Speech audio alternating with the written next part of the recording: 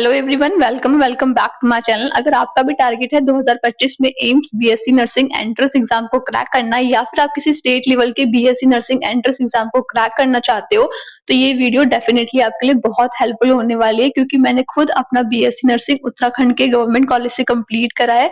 तो मुझे पता है कि गवर्नमेंट कॉलेज में एक एक सीट के लिए भी कितना ज्यादा कॉम्पिटिशन बढ़ चुका है। और इस चैनल पे हम डेली क्वेश्चन प्रैक्टिस कर रहे हैं आपकी बायोलॉजी, आपकी केमिस्ट्री के, जो डेफिनेटली आपकी हेल्प करेंगे आपके ड्रीम कॉलेज को अचीव करने में। तो मेरी आप सबसे यही रिक्वेस्ट है कि अगर आप इस चैनल पे नए हो तो प्लीज इस चैनल को सब्सक्राइब करके बेल आइकन को जरूर प्रेस कर देना। और ये सीरीज आपको हेल्पफुल लगती है, आपको क्वेश्चन अच्छे लग रहे हैं, आपका कंसेप्ट क्लियर हो रहा है, तो प्लीज इसको ज्यादा से ज्यादा लाइक करना, अपने दोस्तों के साथ में शेयर करना, क्योंकि ये सीरीज बिल्कुल फ्री है। बस आपका एक लाइक मुझे मोटिवेशन देता है कि मैं इसी तरीके से आपके लिए अच्छे अच्छे क्वेश्चंस लाती रहूं। तो आइए दोस्तों, स्टार्ट करते हैं वीडियो। हमारा फर्स्ट क्वेश्चन है, which part of the brain controls voluntary movements. ठीक है, ब्रेन का कौन सा पार्ट आपके वॉलेंटरी मूवमेंट्स को कंट्रोल करता है। मस्तिष्क का कौन सा भाग स्वैच्छिक गति को नियंत्रित करता है। आपके ऑप्शंस हैं सेरिब्रम, मेडुला ऑब्लंगेटा, सेरिबेलम और हाइपोथैलेमस। मेरे साथ में आप भी क्वेश्चंस को प्रैक्टिस करिए। तो आपने अब तक अपनी कॉपी और पेन नहीं लिया है तो ले लो, साथ साथ में आंसर्स को मार्क करते जाना, एंड में देखना आपका टोटल स्कोर कितना बना, और मुझे कमेंट सेक्शन में जरूर बताना। ठीक है, तो यहाँ पे करेक्ट आंसर क्या होगा आपका? Option number A, cerebrum. ठीक है, सेरिब्रम कंट्रोल करता है वॉलेंटरी मूवमेंट्स को, सेंसरी परसेप्शंस को और हायर कॉग्निटिव फंक्शंस को। ठीक है, ऑप्शन नंबर ए करेक्ट है। Next question, what is the functional unit of nervous system. देखो, हमारी बॉडी की फंक्शनल यूनिट क्या है? सेल है। ऐसे करके हमने किसका पढ़ा? किडनी की फंक्शनल यूनिट पढ़ी। अब हमारे नर्वस सिस्टम की आ चुकी है कि नर्वस सिस्टम की फंक्शनल यूनिट क्या होगी। ठीक है, तंत्रिका तंत्र की क्रियात्मक इकाई क्या है? न्यूरॉन, एक्सॉन, साइनेप्स या डेंड्राइट्स। बताओ क्या होगा?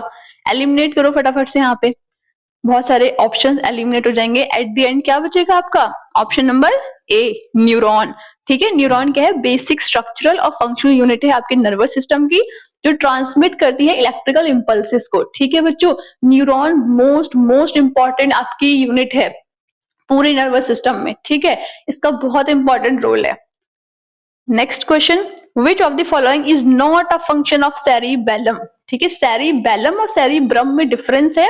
यहाँ पे सेरिबेलम का कौन सा फंक्शन नहीं है ये पूछा गया है। ठीक है, आपके ऑप्शंस हैं balance maintenance, coordination of movement, memory storage और पोस्चरल कंट्रोल। बताओ क्या होता है? आपने अपनी एनसीईआरटी को पूरा लाइन बाय लाइन पढ़ा है तो आपके लिए क्वेश्चन बिल्कुल भी टफ नहीं होने वाले हैं। ठीक है, और ये सीरीज अच्छी लग रही है तो प्लीज प्यारे प्यारे कमेंट्स भी कर दिया करो, आपको मेरा पढ़ाया हुआ समझ आता है तो, क्योंकि मुझे वो देख के बहुत अच्छा लगता है और ऐसे ही बहुत मोटिवेशन मिलता है। ठीक है, तो यहाँ पे ऑप्शन क्या करेक्ट होगा आपका? Option number C, memory storage. ठीक है, सेरिबेलम क्या होता है? रिस्पॉन्सिबल होता है आपके बैलेंस के लिए। ठीक है, बैलेंस कराता है सेरिबेलम, कोऑर्डिनेशन भी कराता है, पोस्चर भी कंट्रोल करता है, लेकिन मेमोरी स्टोर नहीं करता। सेरिबेलम कभी भी मेमोरी स्टोर नहीं करेगा। ठीक है, तो ऑप्शन नंबर सी यहाँ पे करेक्ट है।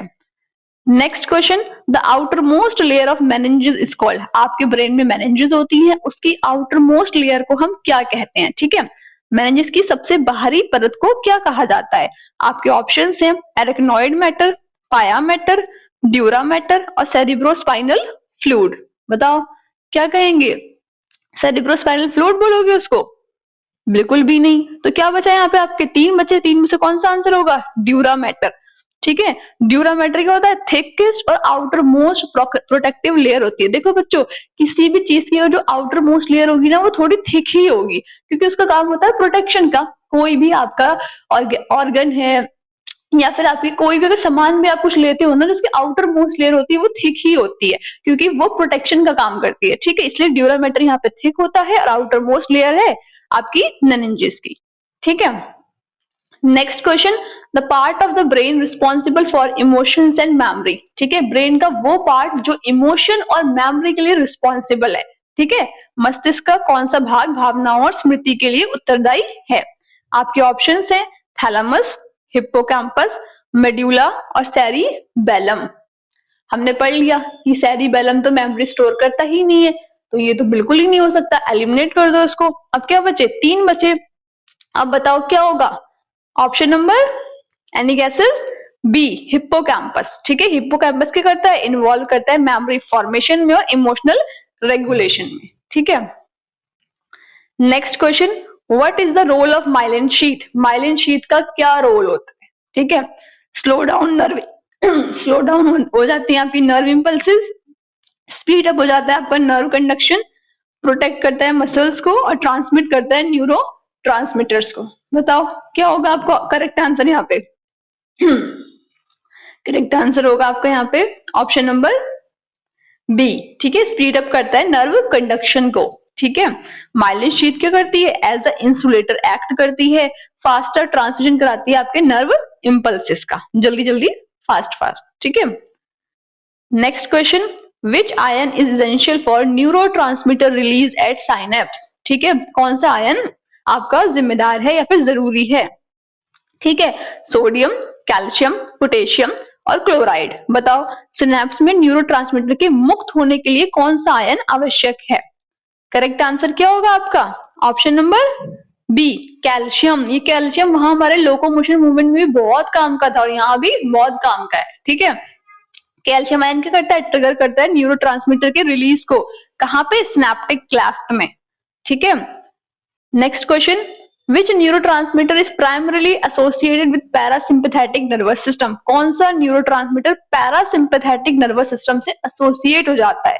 बताओ, आपके ऑप्शंस हैं यहाँ पे एसिटिलकोलिन, डोपामीन, सेरोटोनिन और एड्रेनलिन। अब बताओ करेक्ट आंसर क्या होगा? पैरासिम्पैथेटिक तंत्रिका तंत्र से मुख्य रूप से कौन सा न्यूरोट्रांसमीटर जुड़ा है? करेक्ट आंसर क्या होगा आपका? Option number A acetylcholine. ठीक है, एसिटिलकोलिन क्या करता है, आपका प्राइमरी न्यूरोट्रांसमीटर है जो पैरासिम्पैथेटिक नर्वस सिस्टम से एसोसिएट हो जाता है। ठीक है, next question, reflex action are controlled by? हमारे जो रिफ्लेक्सेस होते हैं वो किसके कंट्रोल में होते हैं? ठीक है, ब्रेन, सेरिब्रम, स्पाइनल कॉर्ड और सेरिबेलम। थोड़ा सा दिमाग लगाओ, बहुत बहुत अच्छा क्वेश्चन है। ठीक है, और पेपर में जो पेपर लेवल होता है वो किसी भी पेपर का पूरा टफ या पूरा इजी नहीं होता। ठीक है, कुछ क्वेश्चन टफ होंगे, कुछ बहुत इजी होंगे, कुछ मॉडरेट लेवल के भी होंगे। तो आपने देखना है कि आपने किस तरीके से प्रैक्टिस करके जानी है अपनी। ठीक है, करेक्ट आंसर क्या होगा? Option number C spinal cord. ठीक है, रिफ्लेक्स एक्शंस क्या होते हैं, रैपिड होते हैं, इनवॉलंटरी रिस्पॉन्सेज होते हैं जो आपके कंट्रोल होते हैं किसके थ्रू, स्पाइनल कॉर्ड के थ्रू। ठीक है, next question, the resting membrane potential of a neuron is typically. ठीक है, जो रेस्टिंग मेम्ब्रेन पोटेंशियल होता है एक न्यूरॉन का वो कितना होता है? बताओ, आपके ऑप्शंस दे रखे हैं +70, -0, +30। बताओ कितना होगा? करेक्ट आंसर होगा आपका ऑप्शन नंबर बी। ठीक है, यहाँ पे क्या होता है, रेस्ट के टाइम पे जो इनसाइड न्यूरॉन्स होते हैं आपके निगेटिवली चार्ज हो जाते हैं। ठीक है, तो यहाँ पे अगर आप किससे कंपेयर करोगे, आउटसाइड से, बाहर के उससे। ठीक है, next question, which part of the brain responsible for speech production? आपके ब्रेन का कौन सा पार्ट स्पीच प्रोडक्शन के लिए जिम्मेदार है? ठीक है, मस्तिष्क का कौन सा भाग भाषण उत्पादन के लिए उत्तरदायी है? आपके Wernicke's area, Broca's area, occipital lobe और सेरिबेलम। बताओ करेक्ट आंसर क्या होगा आपका? Option number, any guesses? Speech के लिए बच्चों जो हम बोलते हैं, ठीक है, मैं आपसे अभी आपको समझा रही हूँ क्वेश्चन, मैं बोल रही हूँ तो मेरे ब्रेन का कौन सा पार्ट रिस्पॉन्सिबल है? करेक्ट आंसर होगा ब्रोकाज एरिया। ठीक है, ब्रोका एरिया जो होता है आपका वो फ्रंटल लोब में होता है और ये रिस्पॉन्सिबल होता है स्पीच प्रोडक्शन और आर्टिकुलेशन के लिए। ठीक है, next question, what is the main inhibitory neurotransmitter in the central nervous system? ठीक है, सेंट्रल नर्वस सिस्टम में मेन इनहिबिटरी न्यूरोट्रांसमीटर कौन सा होता है? ग्लूटामेट, गाबा, डोपामिन और सेरोटोनिन। करेक्ट आंसर क्या होगा आपका? ऑप्शन नंबर बी गाबा। ठीक है, गामा अमाइनो ब्यूटरिक एसिड ये प्राइमरी इनहिबिटर न्यूरोट्रांसमीटर है जो आपका सीएनएस में होता है। ठीक है, और हेल्प करता है रिड्यूस करने में न्यूरल एक्साइटेबिलिटी को। ठीक है, न्यूरोनल एक्साइटेबिलिटी को कम कर देता है। Next question, which of the following is not a function of hypothalamus? ठीक है बच्चों, बहुत सारे होंगे, एक नहीं है, जो नहीं है उसको फाइंड करना है तुमने। ठीक है, आपके ऑप्शंस है रेगुलेट करना बॉडी टेम्परेचर को, हाँ होता है। ठीक है, कंट्रोल करना हंगर एंड थ्रस्ट को, कोऑर्डिनेट करना वॉलंटरी मूवमेंट्स को, और रेगुलेट करना हार्मोन सिक्रीशन को। बताओ कौन सा नहीं होगा? सोचो, थोड़ा सा दिमाग लगाओ, बस थोड़ा सा लगाना और तुम्हें आंसर मिल जाएगा जो करेक्ट है। करेक्ट आंसर क्या होगा? Option number C, coordinating voluntary movements. ठीक है, सेरिब्रम, सेरिब्रम करता है, हाइपोथैलेमस नहीं करता वॉलेंटरी मूवमेंट्स को कंट्रोल। ठीक है, हाइपोथैलेमस किसके लिए? होम्योस्टेसिस और हार्मोन रेगुलेशन के लिए रिस्पॉन्सिबल होता है। ठीक है, next question, the electrical potential difference across the neuronal membrane during an action potential is approximately. ठीक है, आपसे पूछा गया है कि इलेक्ट्रिकल पोटेंशियल डिफरेंस कितना होगा न्यूरोनल मेम्ब्रेन के बीच में। देखो कहीं भी ना थोड़े बहुत से कैलकुलेशन वाले या फिर थोड़े से वैल्यू वाले क्वेश्चंस आते हैं ना, तो वीडियो को पॉज कर लिया करो। ठीक है, क्योंकि अगर मैं ऐसे रुकूंगी फिर आपको टाइम दूंगी आपको, तो बहुत लंबी वीडियो हो जाएगी जो आपको देखना पॉसिबल नहीं होगा। ठीक है, आपका भी टाइम वेस्ट होगा। तो इसलिए जहां भी आपको ऐसे वाले क्वेश्चंस मिलते हैं तो आप क्या करा करो, थोड़ी सी वीडियो को पॉज कर लिया करो और उसके बाद में अपना आंसर सोच के या फिर जो भी कैलकुलेशन करनी है कुछ कहीं पे, तो वो करके और आप अपनी दोबारा से रिवाइंड कर लो और फिर अपना आंसर मैच कर सकते हो। ठीक है, तो करेक्ट आंसर क्या होगा? Option number B. ठीक है, एक्शन पोटेंशियल के टाइम पे क्या होता है? डीपोलराइजेशन होता है। ठीक है, ये क्या करता है? Causes the inside of the neuron, neuron के अंदर होगा ताकि न्यूरॉन क्या हो जाए? पॉजिटिवली चार्ज हो जाए। ठीक है बच्चों, किसके? आउटसाइड के कंपैरिजन में। Next question, the autonomic nervous system ANS regulate which of the following function. ठीक है, ऑटोनॉमिक नर्वस, आपको पता है कि आपके नर्वस सिस्टम क्या है? बहुत सारे उसमें। तो जो ऑटोनॉमिक नर्वस सिस्टम है वो किस फंक्शन को रेगुलेट करता है? ठीक है, रिफ्लेक्स एक्शंस को, आपके वॉलेंटरी मसल मूवमेंट्स को, इनवॉलेंटरी बॉडी फंक्शंस को और कॉग्निटिव फंक्शंस को। बताओ क्या करेक्ट आंसर होगा आपका? Option number C. ठीक है बच्चों, involuntary body function. Autonomic nervous system regulate करता है आपके इनवॉलेंटरली फंक्शंस को, जैसे कि आपका हार्ट रेट। हार्ट रेट हमारे कंट्रोल में नहीं है, हम नहीं बोलते हार्ट को कि चलो ठीक है अभी तुम पंप करो, अभी तुम बीट करो, अभी तुम रेस्ट कर लो। नहीं, वो काम कर रहा है। ठीक है, जब से हमारी लाइफ स्टार्ट हुई तब से काम कर रहा है, जब तक डेथ होगी तब तक करता रहेगा। जब छोड़ देगा तो डेथ हो जाएगी। ठीक है, डाइजेशन है, हम नहीं बोलते कि हाँ चलो खाना खा लिया है डाइजेशन स्टार्ट हो जाओ अब बंद हो जाओ, नहीं, वो हो रहा है। ठीक है, रेस्पिरेशन है, ये सारे के सारे क्या है? हमारे इनवॉलेंटरली फंक्शंस हैं। ठीक है, हमारे कंट्रोल में नहीं है, बस हो रहे हैं बॉडी में अपने आप से, नेचर ने हमें ऐसा डिजाइन करा है। Next question, the Schwann cells in the peripheral nervous system produce which structure. ठीक है, स्वान सेल्स जो होते हैं पेरिफेरल नर्वस सिस्टम में, वो क्या स्ट्रक्चर को प्रोड्यूस करते हैं? ठीक है, माइलिन शीथ, सिनेप्स, न्यूरोट्रांसमीटर और सेरिब्रोस्पाइनल फ्लूइड। बताओ करेक्ट आंसर क्या होगा आपका? ऑप्शन नंबर, एनी गेसेस, कौन सा हो सकता है? यहाँ पे आपका करेक्ट होगा ऑप्शन नंबर ए। ठीक है, माइलिन शीथ, श्वान सेल्स जो होते हैं प्रोड्यूस करते हैं माइलिन शीथ को, जो आपकी इंसुलेट करती है एक्सॉन्स को और स्पीड अप कर देती है नर्व इंपल्स कंडक्शन को।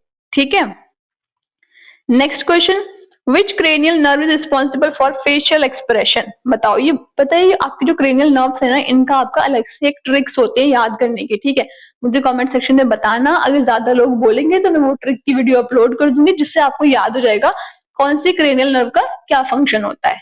ठीक है, आपके ऑप्शंस है optic nerve, facial nerve, vagus nerve और ट्राइजेमिनल नर्व। सॉरी, तो यहाँ पे करेक्ट आंसर क्या होगा आपका? फेशियल एक्सप्रेशन के लिए कौन सी नर्व होगी? सोचो, करेक्ट आंसर होगा आपका option number B, facial nerve. ठीक है, फेशियल नर्व मतलब क्रेनियल नर्व 7। ठीक है, कंट्रोल करती है फेशियल एक्सप्रेशंस को, सलाइवेशन को, टेस्ट सेंसेशंस को। ठीक है, एंटीरियर 2/3 ऑफ टंग में। ठीक है, next question, which structure in the human brain is called the relay centre. हमारी ब्रेन में एक स्ट्रक्चर है जिसको हम रिले सेंटर भी बोलते हैं। मानव मस्तिष्क में किस संरचना को रिले केंद्र कहा जाता है? आपके ऑप्शंस हैं हाइपोथैलेमस, थैलेमस, सेरिब्रम और सेरिबेलम। बताओ करेक्ट आंसर क्या होगा आपका? Option number, any guesses? Option number B, thalamus. ठीक है, थैलेमस एक्ट करता है रिले सेंटर की तरह, ट्रांसमिट करेगा सेंसरी सिग्नल्स को एप्रोप्रिएट एरिया में ब्रेन के। ठीक है, next question, the resting potential of a neuron is maintain by which mechanism. किस मैकेनिज्म से होता है रेस्टिंग पोटेंशियल न्यूरॉन का maintain? Sodium potassium pump, diffusion, active transport of calcium ion और न्यूरोट्रांसमीटर सिक्रेशन।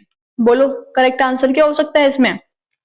जो एलिमिनेट हो सकता है उसको एलिमिनेट करा करो, ठीक है। सबसे बेस्ट ट्रिक है आंसर्स को फाइंड आउट करने की। तो करेक्ट आंसर क्या होगा आपका? Option number A sodium potassium pump, ठीक है।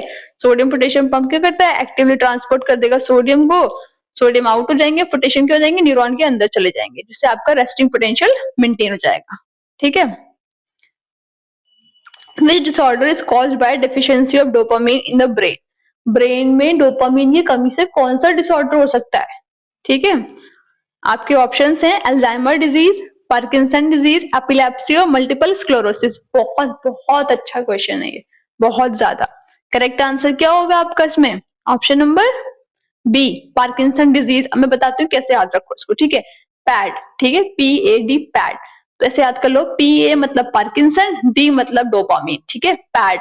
इस तरीके से याद कर लो कि पार्किंसन हमेशा किसकी कमी से होगा? डोपामीन की कमी से होगा, ठीक है। पार्किंसन डिजीज क्या करती है? Caused by dopamine deficiency. कहाँ पे? सबस्टेंशिया नाइग्रा में। किससे किससे क्या होगा? ट्रेमर्स आएंगे आपके पेशेंट को, स्टिफनेस देखने को मिलेगी, बॉडी में अकड़ जाएगी बॉडी, और स्लो मूवमेंट हो जाएंगे आपके, ठीक है। तो आई होप कि आपको मेरे साथ मजा आया होगा इन क्वेश्चंस को प्रैक्टिस करने में। अगर आपको ये सीरीज अच्छी लगी है, आपके लिए हेल्पफुल रही है, तो प्लीज इस पे ज्यादा से ज्यादा लाइक करना, अपने दोस्तों के साथ में शेयर करना और अपने प्यारे प्यारे कमेंट्स देना, क्योंकि आपके कमेंट्स में रीड जरूर करती हूँ और बहुत सारों की कोशिश भी करती हूँ कि मैं रिप्लाई कर पाऊँ जितना पॉसिबल हो, ठीक है। बाकी कहीं कोई क्वेरी है, कोई डाउट है तो पूछ लेना कमेंट सेक्शन में, टेलीग्राम ग्रुप को ज्वाइन कर लेना, उसका लिंक यहाँ मैंने पिन कर रखा है। अगर मुझसे डायरेक्ट कांटेक्ट करना है तो आप मेरे इंस्टाग्राम पे मुझे मैसेज कर सकते हो। मेरा इंस्टाग्राम हैंडल है मेड माइंडसेट। वहां पे मैं आपको रिप्लाई जितनी जल्दी हो पाएगा उतनी जल्दी रिप्लाई देने की कोशिश करूंगी, ठीक है। बाकी चैनल पे नए हो तो उसको सब्सक्राइब करके बेल आइकन को जरूर से प्रेस कर लेना, ताकि कोई भी अपडेट आपसे मिस ना हो जाए, ठीक है। मिलते हैं नेक्स्ट डे नेक्स्ट टॉपिक के साथ, तब तक के लिए thank you and have a nice day.